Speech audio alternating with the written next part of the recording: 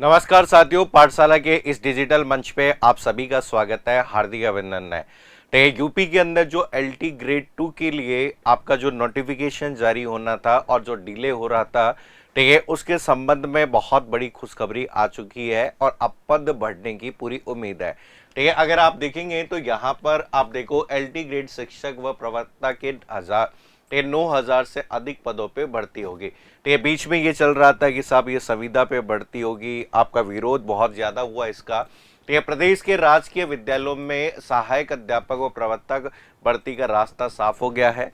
तो ये माध्यमिक शिक्षा निदेशालय ने ठीक उत्तर प्रदेश लोक सेवा आयोग को 9,000 से अधिक पदों का अधियाचन भेज दिया है और नई भर्ती के लिए आयोग, ठीक है, नई भर्ती के लिए आयोग जल्द ही, ठीक है, जल्द ही आपका जारी कर सकता है। इससे पूर्व आयोग ने एलटी शिक्षक व प्रवक्ता भर्ती के लिए 8,905 पदों का अधियाचन मिला था, लेकिन विषयवार आरक्षण निर्धारित न होने के कारण आयोग ने माध्यमिक शिक्षा निदेशालय को अधियाचन वापस भेज दिया है।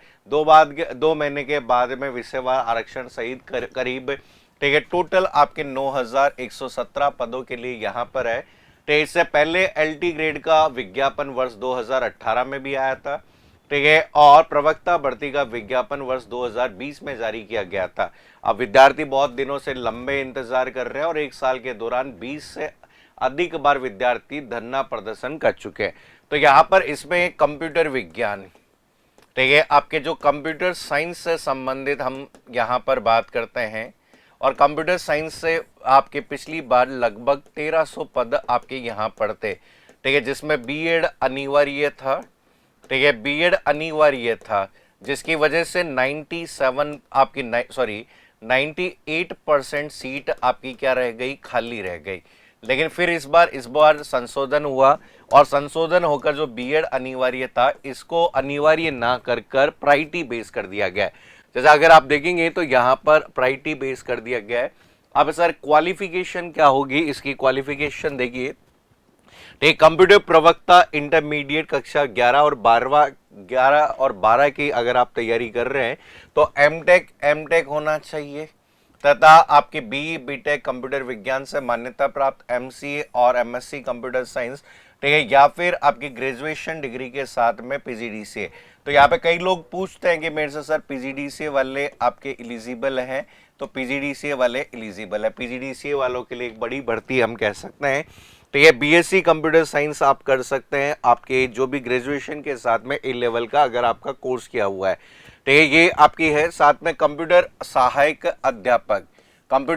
अध्यापक आप देखिए बीएससी कंप्यूटर विज्ञान के साथ साथ, ठीक है, विज्ञान के साथ साथ आपने यहाँ पर BSc computer application, bachelor computer .deck से ए लेवल, पीजीडीसीए का डिप्लोमा किया हुआ है ये। तो याद रखिए बीएड के साथ उपयुक्त में से किसी भी योग्यता वाले को प्राथमिकता दी जाएगी। इन्होंने बस केवल इतना ही कहा है कि प्राथमिकता दी जाएगी, ये नहीं कहा कि यहाँ पर अनिवार्य रूप से बीएड होना जरूरी है। तो यहाँ पर इस एग्जाम का जो पैटर्न है वो पैटर्न अगर हम देख लेते हैं, ठीक है, पहला जो पार्ट होता है वो जनरल स्टडीज का होता है जिसमें 30 क्वेश्चन आएंगे, ठीक है। दूसरा जो पार्ट आपका दिया गया मुख्य सब्जेक्ट होगा जिसमें 120 क्वेश्चन होंगे।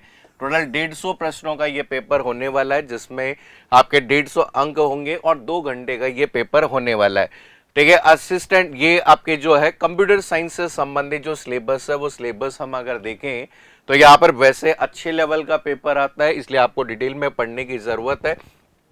जिसमें देखो सिलेबस में, ठीक है, सबसे पहली जो यूनिट आपकी यहाँ पर जो दी गई है जिसे हम कहते हैं कि डिजिटल लॉजिक, ठीक है, डिजिटल लॉजिक एंड सर्किट, ठीक है, डिजिटल लॉजिक एंड सर्किट। साथ में यहाँ पर जो यूनिट आपकी दी गई है डिस्क्रीट मैथ्स का पार्ट आपका यहाँ पे दिया गया है। दूसरा जो part computer organisation and architecture दिया गया है, ठीक है। तीसरा जो पार्ट आपका डीएसए का भाग दिया गया है। डीएसए के बाद में प्रॉब्लम सॉल्विंग, ठीक है, प्रॉब्लम सॉल्विंग थ्रू, ठीक है, सी लैंग्वेज की कहानी को हम कह सकते हैं। ऑब्जेक्ट ओरिएंटेड प्रोग्रामिंग के कंसेप्ट है, ओएस के कंसेप्ट है। इसके बाद में आपका डीबीएमएस का पार्ट आता है और डीसीएन का पार्ट आपका दिया गया है, ठीक है। साथ में सॉफ्टवेयर आपके यहाँ पे सॉफ्टवेयर इंजीनियरिंग, अगर आप सिलेबस में देखेंगे तो सॉफ्टवेयर इंजीनियरिंग का भाग आपका दिया गया है। ठीक है। सॉफ्टवेयर इंजीनियरिंग के साथ में यहाँ पर आईओटी हो गया, ठीक है, आपका आईओटी हो गया, जैसे हम कहते हैं कि आईओटी वाला जो पार्ट होता है, ठीक है, सिक्योरिटी का भाग आपका यहाँ पर दिया गया है, और लास्ट में आपका कौन सा पार्ट दिया गया है, सेड का पार्ट दिया गया है। तो जो विद्यार्थी यहाँ पर तैयारी कर रहे हैं, ठीक है, जो भी विद्यार्थी यहाँ पर इस तरीके की एग्जाम की तैयारी कर रहे हैं उन सभी के लिए बेनिफिट है। राजस्थान में कंप्यूटर अनुदेशक का भी नोटिफिकेशन, ठीक है, जारी होगा, लेकिन उसमें अभी समय लगेगा, ठीक है। अभी क्योंकि एग्जाम डेट इन्होंने दिए है लगभग 1 साल बाद में, अगस्त में, तो बहुत समय अभी है, इसलिए हम कहते हैं कि आपको अगल बगल के जो स्टेट्स है जिसमें आपको प्राथमिकता दी जा सकती है, जिसमें आप एलिजिबल हैं, ठीक है, उन एग्जाम्स की आपको तैयारी करनी चाहिए।